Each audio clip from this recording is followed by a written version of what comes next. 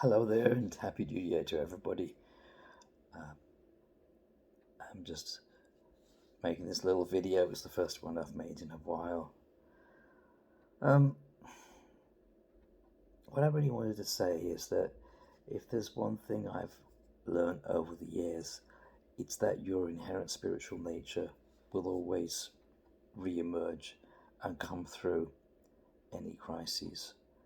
And no amount of bindings or suppression can actually hold back your spiritual nature.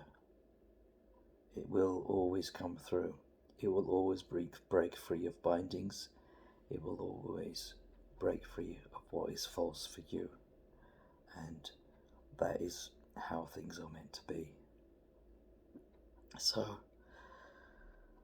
if you're going through crises or extremely confusing times, then just remember that your spiritual nature, that deepest part of you, with its own orientation, which is very specific to your nature, that part of you, that thing in you, that world that you belong to, it will always assert itself.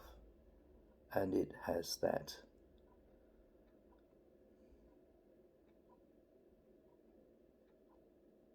connective power of authenticity.